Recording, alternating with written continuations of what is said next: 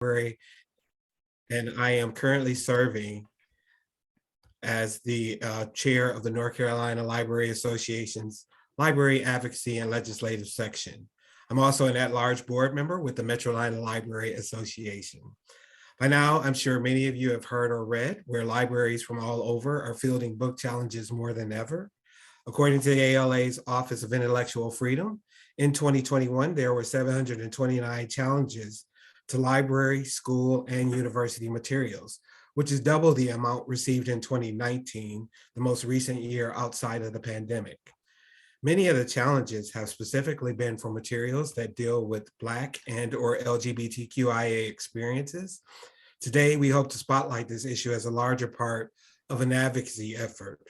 Our discussion today will be on intellectual freedom and censorship as we reflect on our own great state of North Carolina. We'll discuss how challenges are taking form and how libraries and school boards can prepare to respond to these challenges. Today's panel consists of experienced library professionals from across the board.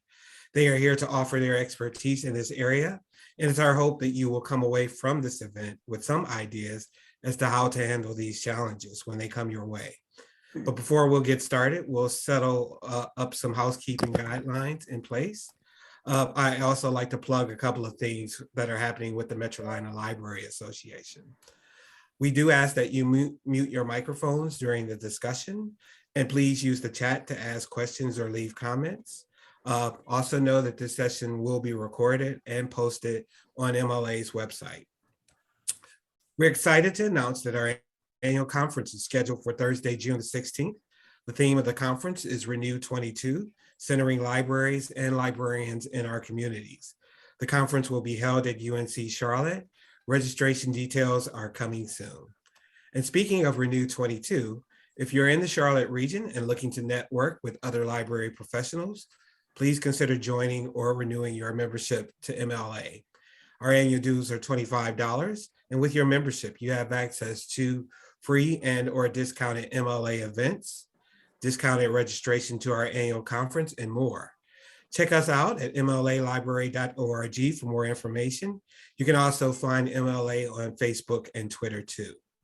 And now let's introduce our panelists. April Dawkins, Ph.D., is an assistant professor in the Department of Library and Information Science at the University of North Carolina at Greensboro. Prior to joining the faculty, she was a high school librarian in several different school districts in North Carolina. She teaches legal and ethical issues in school libraries, materials for adolescents, and reading, literacy, and the library. Her research focuses on topics around intellectual freedom in school libraries, including self-censorship, selection and reconsideration policy, and privacy of students. She is the editor of Intellectual Freedom Issues in School Libraries. Valerie Byrd has over 15 years of teaching in the K-12 environment and was selected as Teacher of the Year at both schools in which she taught. As a school librarian, she was an advocate for both students and teachers. She teaches courses in children's literature and in school library management at University of South Carolina. She's also the coordinator for Cocky's Reading Express, the USC's literacy outreach program. Joyce McIntosh is the program director for the Freedom to Read Foundation. She has worked at the intersection of intellectual freedom, communication, and the First Amendment for 3 decades. Her degrees in journalism and library and information science have led her to work for newspapers, nonprofits, and for the last 2 decades in libraries. She worked in a public library before joining Freedom to Read Foundation. Please welcome our panelists. And we'll go ahead and get started with the first question.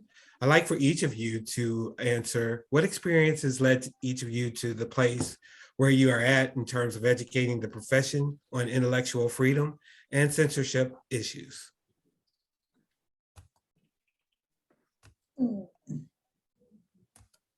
I'm happy to start if that's okay. That's great, thank you.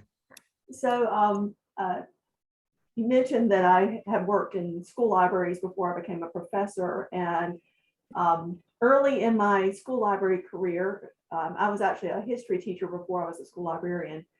And early in my school library career, I actually had a display of books out, and I had a faculty member come in and question what I was choosing to include in the collection. And particularly the book that he highlighted was Boy Meets Boy by David Levitin.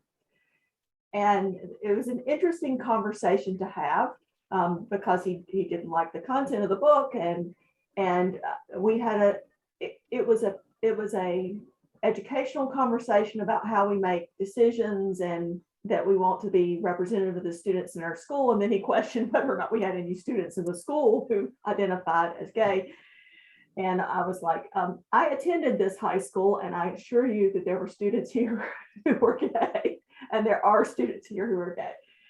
So it was an interesting conversation to start it off. And so it was another 10 years actually before I started my doctorate, but that conversation kept coming back to me, and I had additional questions about the content I was adding to the collection at other libraries that I worked at. And so that's sort of why I decided to do this research. I thought it was, a foundational issue for librarianship, that we want to promote access and equity. And one of the barriers to that is when we censor or if we self-censor. And so that's sort of how I got into that area and sort of why it became my research focus. And of course, it's primarily focused on school libraries and school librarians and how they do things, but it has ramifications out in the public library world too. I'll go next because my experience is a little bit like April's in that I have my background as a school librarian. I was in an elementary school for all of my years. So I didn't have any challenges while I was there, but I did often, hear like kids would come up to me with a book and say, my parents wanted me to make sure you knew what was in this book. And it's like, yes, I know what's in that book. Thank you. And so, just conversations like that. Intellectual freedom is a core responsibility of librarians. And so just learning about that when I was getting my master's degree, and now I am in a PhD program, and just really the conversation that we're all having about how, it's almost like some students, certain groups shouldn't get the information they need, shouldn't get the same reliable information as other groups. And so that really bothers me. I care deeply about children and that children are getting the information they need, all children. So that's really what's bringing me here and why I'm so interested in it. I just think it's definitely a core value of librarianship, and that it's something that we all need to make sure that we are advocates for. I came by this topic a slightly different route because librarianship is sort of a third career for me. I started out in journalism, and I've always been a big First Amendment fan, and started out working at a daily newspaper. And then while going to library school, I was doing grassroots organizing with the Sierra Club. And the First Amendment and the freedoms that it covers have always been an interest. So when I became a librarian, I felt like this was a smooth shift, and I became involved with the PLA at that time, Intellectual Freedom Committee. That allowed me to serve on the Freedom to Read Foundation as a liaison. And after one morning of listening to the founder, Judith Krug, and our general counsel, Teresa Chamara, talk about then current legislative issues and current challenges and current First Amendment cases, I was blown away. I didn't understand that all of this had been going on. At this point, this was 20 years ago. And that morning just sort of flipped a switch for me as to the way I could integrate my First Amendment interests with my career as a librarian. And that switch just has never been turned off. It just stuck to it. So that's how I came about this topic.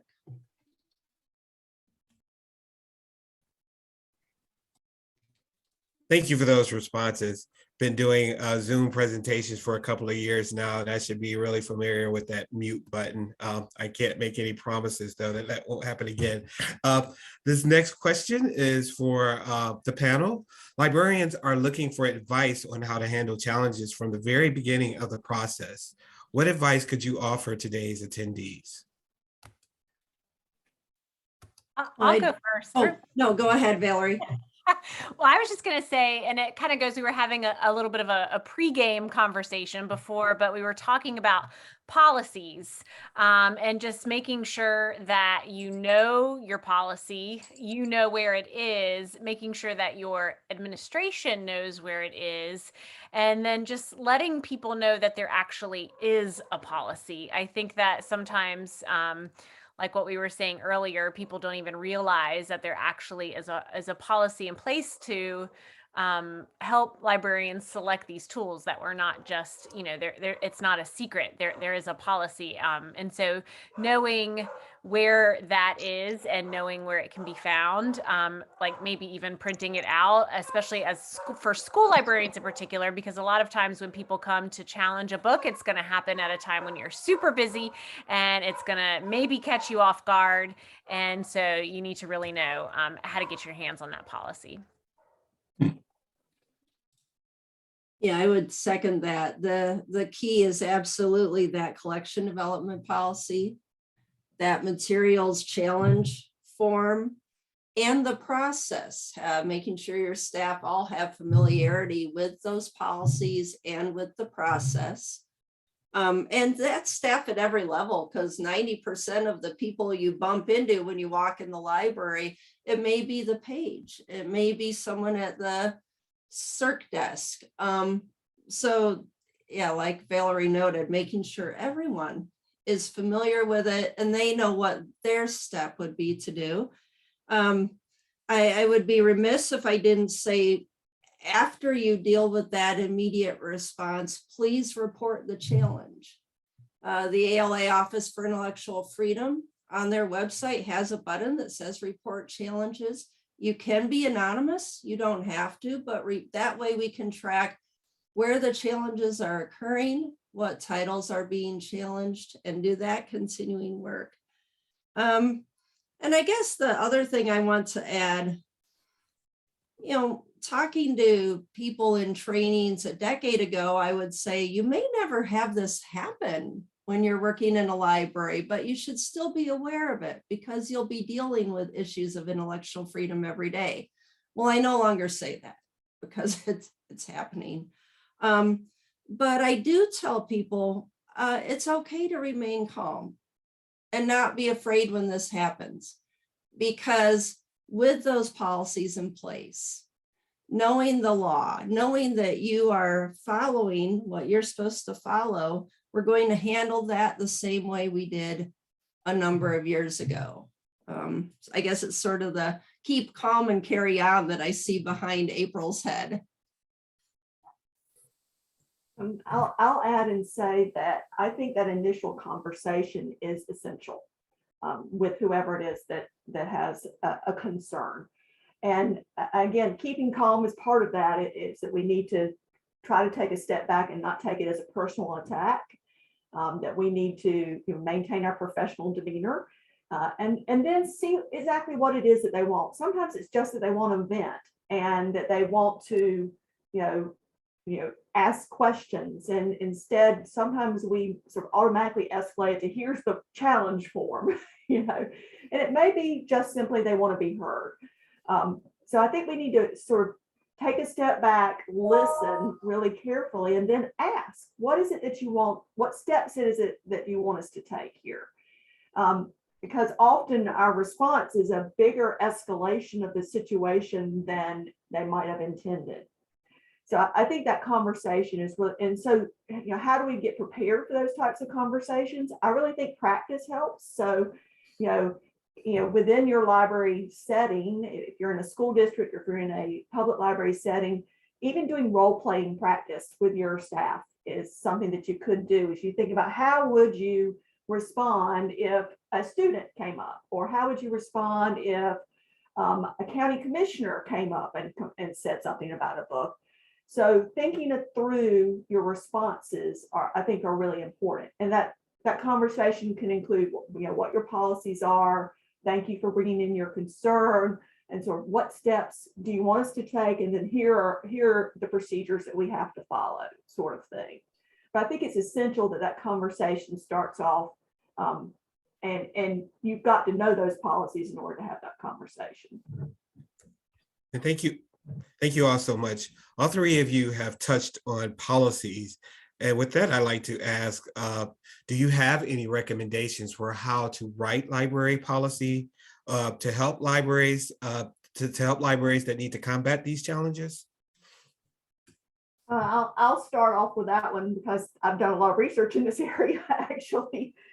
So the ALA Selection and Reconsideration Policy Toolkit is the starting point for every type of library. It used to be just for school libraries, and when we rewrote it, I was one of the committee members who rewrote it a couple of years ago. It is for academic, public, and school libraries. There's sample language in it. It's always great to get in touch with peer libraries to see what their policies are. Thank you, Valerie, for putting the link in the chat. But those resources are really helpful, and asking other people what their policies look like, what are their stumbling blocks, and there are lots of things to consider in your policy, like if a book gets challenged in 2022, when is the next time that same book can get challenged? Does your policy actually say that?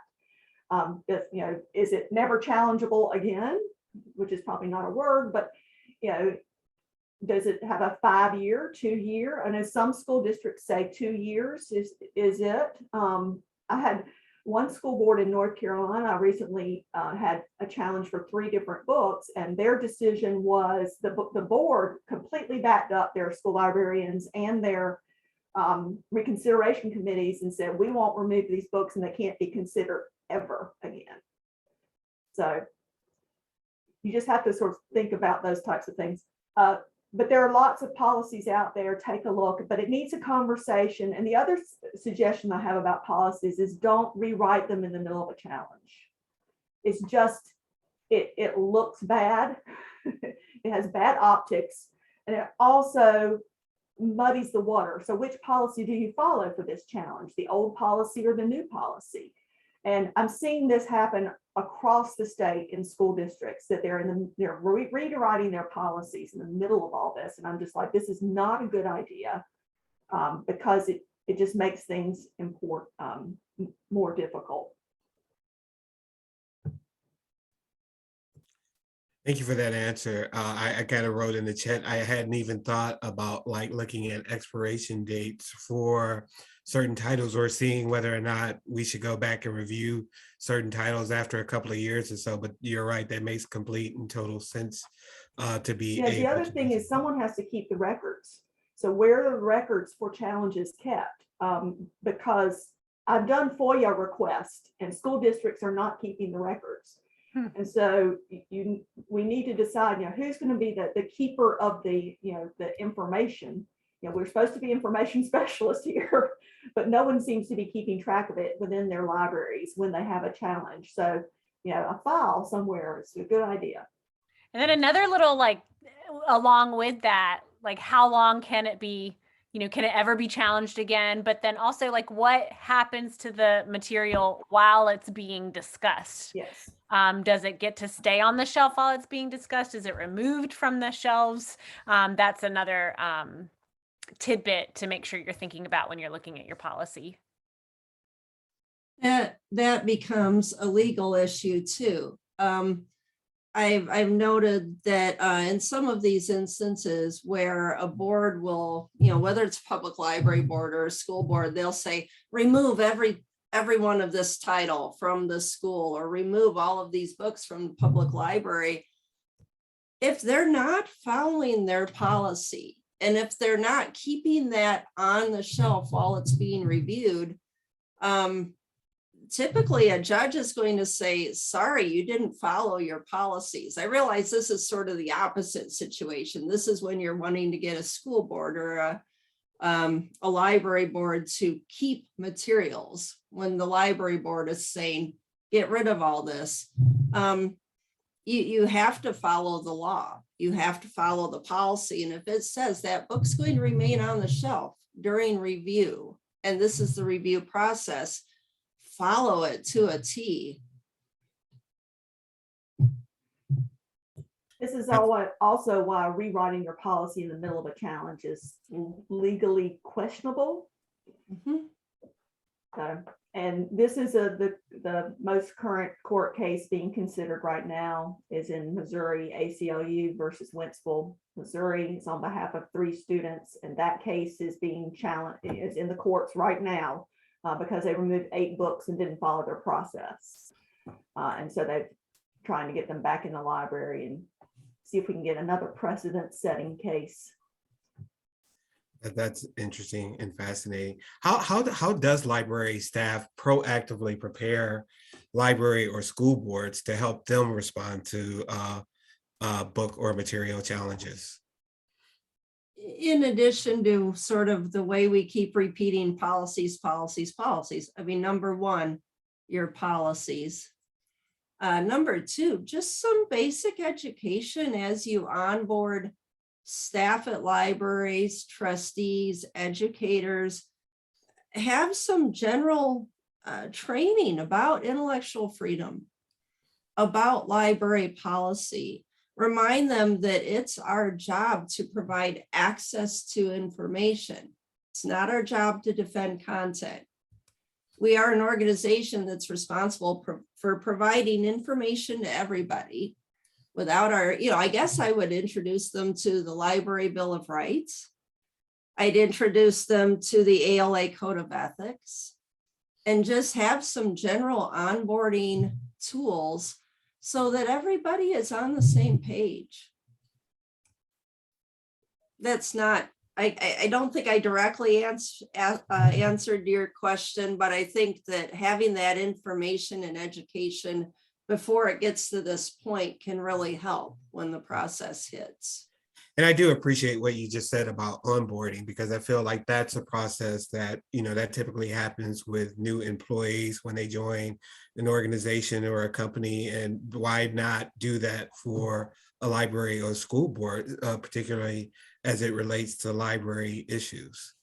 And I think it's a chance for advocacy too. So, you might not have that opportunity to help develop the onboarding procedure for a school board, for example, but as a librarian, you can definitely make arrangements to meet with them and then advocate for intellectual freedom that way, and teach them how these things get selected or what the policies are in that way. So I think it can be a good way for a good avenue of advocacy. Yes. Yeah. There's a question in the chat. I sort of want to tag on to this because I think it's part of it. It's how do we prepare future librarians to be advocates that Mary Ann has put in the chat. And I think one of the things we have to do is encourage librarians to be community members and to be present and to be visible and attending meetings. We're active in the community. Whatever community is that we're serving. So if you're in a public library setting, it might be attending county commissioner meetings. If they're talking about the budget and that budget affects the library, if there are public events at the library, you're participating in those. I think it's harder to demonize the librarian profession if they know a librarian. It's harder to, paint everyone with the same bad idea that they seem to have right now if they know you. And I've seen that in the school community as well, where you need to go to the school board meetings. You need to take advantage of those opportunities. You need to sort of network, and we need to to practice those things. And it's not just tweeting stuff and things like that. It's building relationships with the community. I guess I want to bring up the topic of local elections too. Quite often, it becomes a moment of grassroots advocacy because I love what April just said about being a part of your community and being able to share with people. Right now there's a report out that 71% of voters are opposed to removing books from public libraries. A statistic like that at the ready lets people know, yeah, this is a loud minority right now that's bringing some of these challenges. And then share the importance of local elections. I think it's become so clear that who we elect or who is appointed to our library board, to our school board, our judges, those are all so critical. And if we're part of the community, we can have those conversations. Great. It's a great. How often do we ask like politicians or people that are running for board, what are their views on intellectual freedom and or in censorship? And those are things that are terribly important to us as librarians. I think those are great ideas in terms of advocacy. The next question deals with what kinds of materials are being challenged the most? Are there certain things in common? Well, I think most of us have seen the most recent release of the 2021 top 10 challenge books. And so the trend is LGBTQ content and books by and about people of color. And so that's the trend right now. And then it all plays into sort of this also anti-critical race theory thing, which is not what they think it is. So that's sort of the things we're seeing. But the other thing that I'm seeing is the coming to a school or to a public library with a list of books that they've been given from someone or some organization. And those books may or may not even be in your library. And so often they'll use a different term for why they're complaining about the books, like violence, or there's sexuality or obscenity. And so typically they use the obscenity term, and then you'll have a list of 12 books and 10 of them are LGBTQ, and then 2 others are thrown in there as red herrings so they can say it's not anti-LGBTQ, it's anti-obscenity. And I really think it's a red herring for the most part. But they do seem to be targeting specific populations and specific topics and using terminology that is, makes them seem less bigoted. But I do think that there are parents who have legitimate concerns, but when they come to me with a list of 10 or 12 books, then I'm going, okay, your child didn't check out this book and you have a complaint about it. The other thing is we're seeing a lot of outside agitators who are doing this, who have the list of books and are coming in to libraries to complain about them. And sometimes I think they have a legitimate concern, and sometimes I think they have a political agenda. So, let's win votes. Absolutely. Sort of thing. But that's sort of what I've been seeing. And the other thing is, it's interesting the books that they're choosing to do. And then what gets media coverage are not the books that are being challenged the most. The media coverage only comes if they're like classics of literature, if it's Mouse, or if it's To Kill a Mockingbird, or if it's Toni Morrison, that gets lots of coverage. But what doesn't get covered is, All Boys Aren't Blue, or Fun Home. Those don't get the media coverage that the other books do. And so I want people to defend all of those books. Okay. While we are talking about parental involvement, there's a question that came up: should parents or other adults be able to ban books from schools or libraries? Why or why not? Well, I don't think anyone should just be able to go in and ban a book, right? But with this idea of parents and caregivers being able to decide, you know, what their own child reads, of course, that they are the caregiver, right? It is their responsibility and their prerogative to see what their child's reading, and if they have a complaint about it or want to talk about it, then, you know, of course it is your child. But I think for me as a parent, the problem comes in where we're trying to take a book off the shelf so then no one can read it. So, you know, that to me, that's the major problem. So if a parent has a concern about what their child is reading, that's their parent. But I do not believe they should have the right to not then allow anyone's child to read a particular book, right?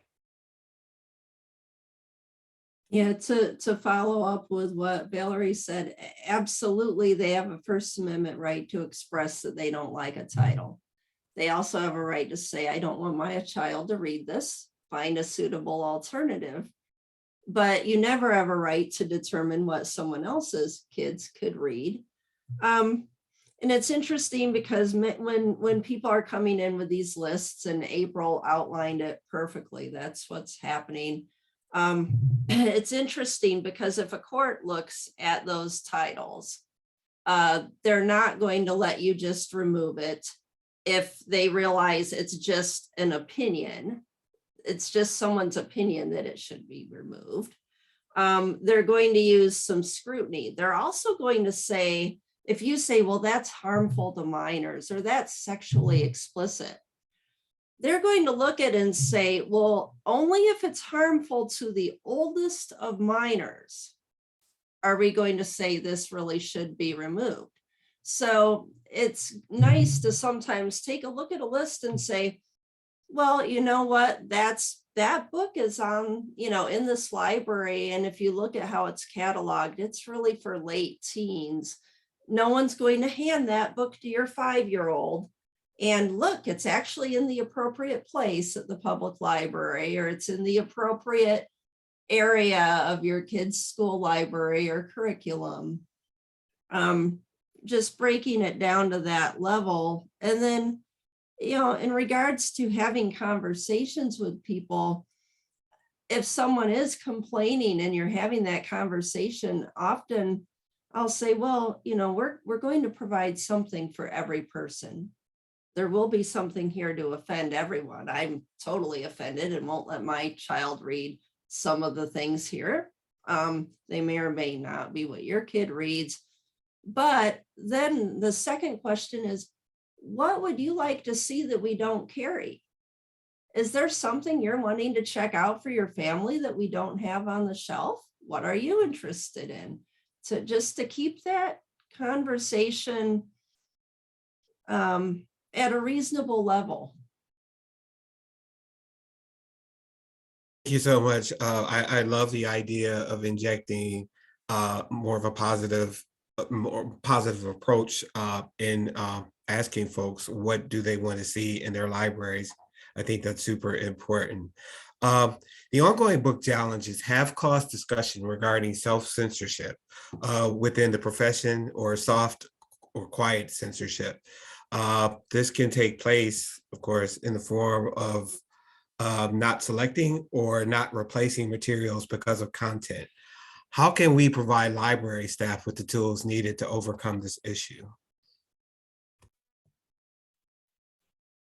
I think we need to have open and honest conversations about the impact that the current climate has on our decision making, and you know, when we're making decisions, is there a reason why you're not choosing to add certain materials to the collection, or not actually publicizing that you have those materials in your collection? If you're not marketing those materials because you're afraid that someone might realize you have that in your collection. I mean, this is what I'm hearing from school librarians, that principals are saying, well, don't put that book out on display, you know, because someone will realize you actually have this book. So, you know, we need to have this conversation. We also need to have administrators really step up and say, we've got your back. We're going to support you. We're going to support, and this is library administration, this is boards, and this is trustees saying, you know, we believe in these things. We need to affirm that we believe in these things, and that we're all going to stand together on this topic. So having those conversations, I think, is essential to prevent self-censorship. The other thing is that we need to be really self-aware of what our own biases are. What are our own things that make us uncomfortable? And, are there things that make you uncomfortable adding into collection, and why is that? And then how can you deal with that? Or, maybe some anti-bias training in terms of selection. Having that self-awareness is the first step to understanding, the decision-making that we're going through. Yeah, I agree. And then also, like we were talking about earlier, going ahead and figuring out what you're going to say and role playing it and kind of practicing it. Because if there are things that make you uncomfortable, but yet that you also need to have them on your shelves, I think being confident in how you will respond to why you have them will help. But then, I think a lot of it too with self-censorship and soft censorship, it's trying to figure out or trying to learn, like this is your profession. So you have certain things that you need to purchase and that you need to have on your shelves because you are a librarian, and it is part of your profession to have these things on your shelves, to have, something for every reader. That was in the chat, right? So, if you don't do that because of personal reasons, like you somehow need to figure out how to separate your personal and your professional, because it can definitely be like, well, why do I even want to invite that in my already stressful life right now? But it's because you need to focus on your readers and not the complaints. Yeah, rather than just saying what they said.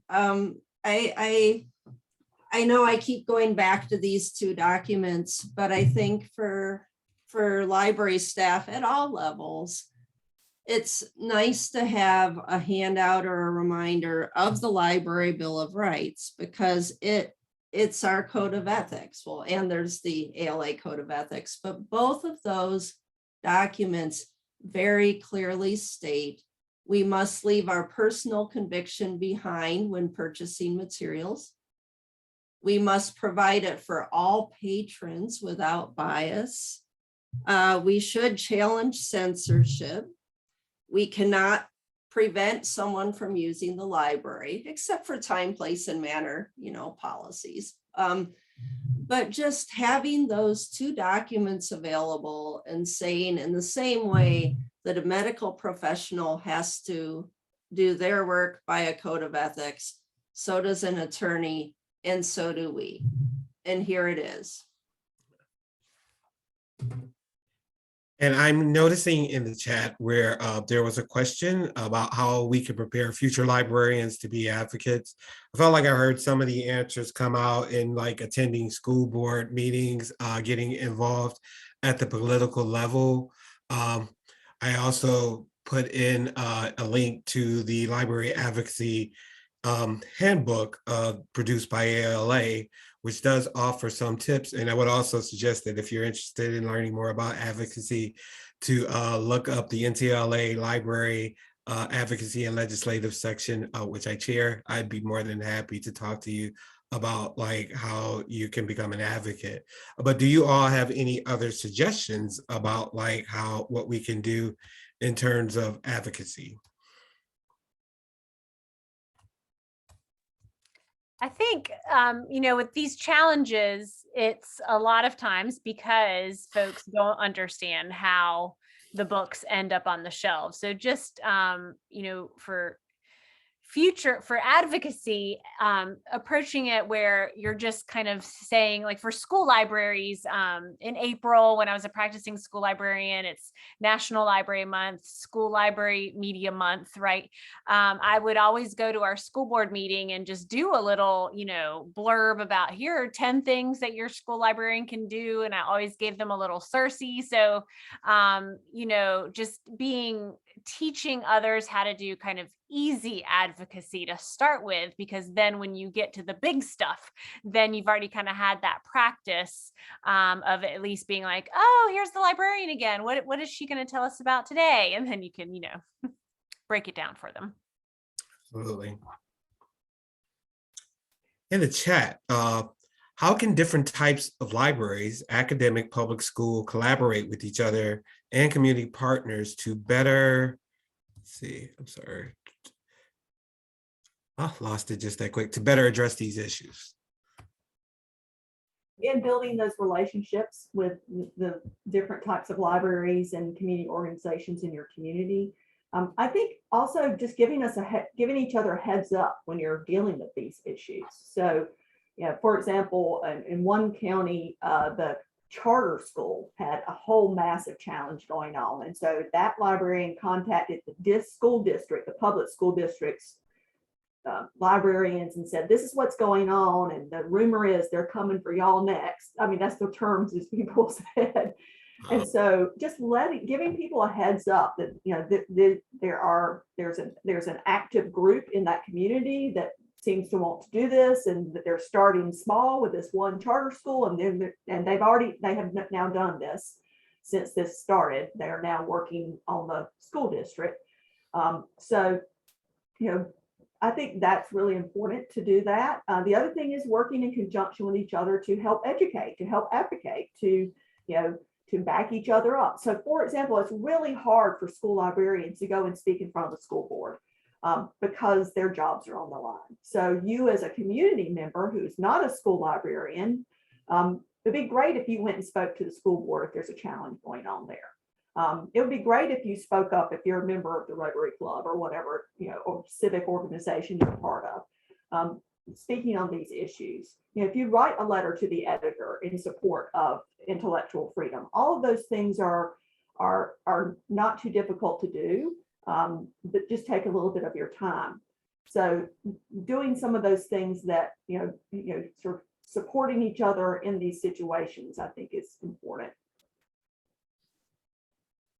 One thing that I think April already touched on too is in addition to that, so when you're talking to community members, you're not just talking to fellow librarians. And the ALA Public Programs Office, in conjunction with the Office for Intellectual Freedom, started a campaign and a website, uniteagainstbookbans.org. What I like about that site is that the talking points are conversation starters you can have with anyone. There's statistics you can share with anyone. So when you're working with people in groups who aren't familiar with libraries, who aren't librarians, who may not discuss the First Amendment or intellectual freedom, it gives you a good place to start the conversation. And I think sometimes starting that conversation now, doing that community building now, getting yourself plugged in with groups before you run into an issue is good. If you're in the middle of an issue, still do it. But I think that some of that is a good place to start, especially when you're not preaching to the choir. Great. Let's see, the Hayward County, North Carolina school system enlisted the help of the NAACP to fight a challenge towards Dear Martin, which was challenged on the concerns of profanity, after it was pulled as a reading assignment for students. It made me wonder, has ALA or Freedom to Read Foundation enlisted the assistance of national organizations like the NAACP or Human Rights Campaign to combat censorship that is directly targeted towards specific communities? Yes. So it's interesting because if you look at it on a national level, you wouldn't necessarily see it. But for example, in cases like the Wentzville case that April mentioned, the Freedom to Read Foundation became closely involved in that. And we were working with people within organizations like the ACLU. Deborah Caldwell Stone has worked with groups like PFLAG to discuss the challenges related to LGBTQ content. Quite often, you're not going to see, our office may not be doing something in conjunction with the national level NAACP, but on a local level, we may be working with people who are going through a challenge and working with those groups on the local level. So there's collaboration going on. It's not always visible or at the national campaign level.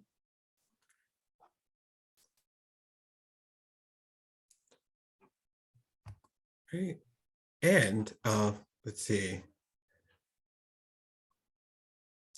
Banned Book Week is described as an event that celebrates the freedom to read. There have been suggestions that the term banned book doesn't do enough to focus on the overlying issues of intellectual freedom or the First Amendment. It's been suggested that Banned Book Week be rebranded with more of a focus on intellectual freedom or the First Amendment. I just wondered if you had thoughts about that. It's interesting that you bring it up because I talked with my students about this. This is the Intellectual Freedom Week in my materials for adolescence class, and we were having a conversation about it. There's actually been a study done. Sue Kimmel and Danielle Hartsfield, I think, did it about the branding of Banned Books Week and how confusing it is for folks, because they actually had a class of students who thought ALA banned books. And I've actually seen letters to the editor by folks who thought that ALA had a list of books that they had banned, and that's not really what it is. And so it is confusing because, most books actually don't get banned. Most books get challenged, and there might be sort of restrictions placed on them, but 90-95% of books up until this past year stay on the shelves. So it's very catchy, and it's very, shock value to call it Banned Books Week. But I think it certainly should be something that is revisited because I think it creates confusion, even among people within the library community. I agree, because the same situation in my materials classes, my students are confused. They're like, now what's a challenge? What's a ban? Especially with my undergraduates in particular. So I agree with you that it could use a rebrand. I see where a rebrand could definitely help. I like the concept of having some iteration of it, because I think many people don't understand that books still get challenged. Now, I think that's changing because of what's going on currently. But in the past, I would say there are still many people that aren't aware that books get challenged. So having some form of education about that, I think, is quite helpful. But I can see where a rebrand or even a positive approach, which I have to say I like, unite against book bans, because at least we're saying, let's work together against this thing that's happening. So yeah, I can see the rebrand, but I also think there still needs to be some focus where people understand what's happening. Mm. And for everyone, how do you think libraries and librarians can better demonstrate our value and the value of intellectual freedom to the communities we serve?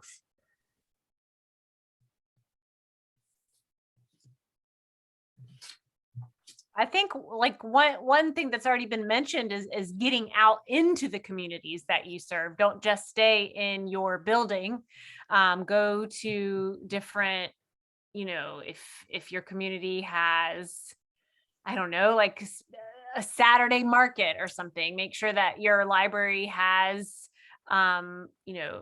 is there so that the community can see. If you don't live in the community where you work, make sure that you at least go to the grocery stores, go to the other, go to restaurants, just like I think April said before, just make yourself familiar in the community and do other outreach things so that people know who you are and what you're doing. I think the more that libraries can get out of the library, more librarians can get out of the library, the better.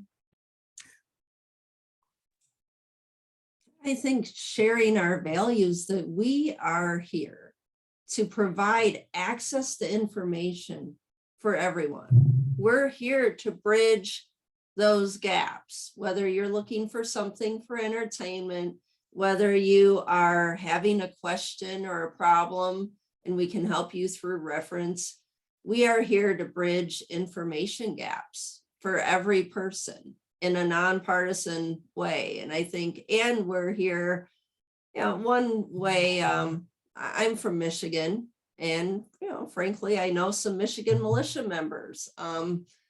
It's an interesting place to be from at the moment, just like every other part of the country. And I have had the same conversation with friends of mine who are in exact alignment with me where I fall politically, but I've had the same conversation with my Michigan militia friends.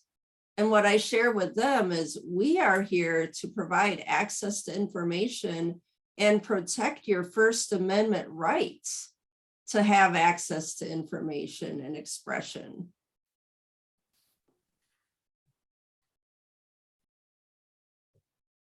And working with kids is another issue, because part of the conversation that we're having with a lot of groups is that kids don't have rights. They don't have a right to privacy. My parental rights trump all of that, and I think it's important that we have that conversation. But what rights do minors have, and what rights do parents actually really have to determine curriculum and things like that? And I think we need to push back on that a little bit to say that, what is the function of the library? What is the function of a school? And at what point does the student's privacy rights trump the parent's right to know everything? I mean, the recent legislation we're seeing in Georgia and other places wanting to email the parents every book the kid checks out, is concerning. And and Follett, those of you who are not in the school library world might not have heard this, but Follett was going to add on a tool to actually automatically email parents every time a kid checked a book out. And so there was such an outcry in the school library community that they have dropped that like a hot potato. But that legislation is being proposed, and it is definitely concerning. And I think those are some things that are happening that we need to be aware of, that we need to make sure that we are aware of the legislation being proposed in our states. And there are ways to do that, to follow things in your state. And I know you've got a lot of that on the NCLA advocacy website, but Fast Democracy works. Every library also follows legislation. But those are some things that we need to be aware of. And you need to know what are the laws in your state. For example, North Carolina has library privacy laws and they do apply to school libraries too. It's particularly public school libraries. There's a whole other thing when you get into private libraries. But we need to know what those are. We need to know what is the obscenity law in North Carolina and how does it apply with libraries. Those are things that we can sort of make sure that we're aware of and prepared to talk about. So Wade's posting in there that Google Alerts is very helpful. Yes, Google Alerts for those things is good as well. And there was another question that popped up in the chat prior to that. It says early in the panel, it was mentioned that it's a bad idea to change your policy in the middle of a book challenge. What are some other common mistakes you've seen librarians make when faced with a challenge?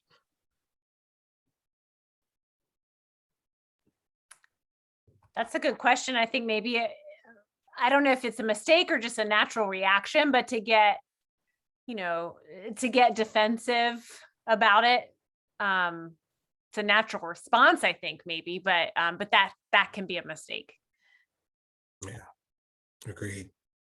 I recommend that people don't go down the rabbit hole of defending content, because if you start trying to defend content in one material, you're going to end up, like I said, it's a rabbit hole. Just keep centered on providing access to information. Keep centered on following your policy. You're going to be reviewing that book, how it's cataloged, where it's placed. So it's important to not become embroiled in content, and find a way to, people throw around the term self-care like it's something easy to do. And I know it's not easy to do, especially when you're stressed and upset and you're facing a challenge in any workplace. I think it's critical to find ways for you to get away from the topic a little bit, whether you're someone who can take a walk or watch a movie with a kid or family member, or do a breathing exercise, just not become so embroiled that you can't navigate it too. And then seek support. Whether you are talking to a state level colleague or other community members, whether you need to reach out to the ALA Office for Intellectual Freedom, or your statewide Intellectual Freedom Committee, it's important to be able to have support. I guess those would be some of my suggestions. And thank you so much for all of those suggestions. Thank you all so much for this wonderful conversation. It is 2:55 and our conversation is set to end at 3. I am scrolling through for other questions in the chat, but I'd like to really just extend a hearty round of applause to our panelists today who participated on the call. They brought a wealth of expertise to this discussion, and it is something that is most appreciated. This session will be available on our website, mlalibrary.org, for review. So if you all are interested, or if there were some aspects of the conversation that you missed, you are more than welcome to access the program through our webpage. And with that, we'd like to thank you all for attending. We'd like to thank you for joining us today. And as I mentioned earlier, our conference is right around the corner, June the 16th. We will be meeting in person, and our theme is Renew 22. So if you're interested in joining us that day, more details will be coming out regarding registration. As always, thank you for everything that you do, and we will talk to you all later. Goodbye.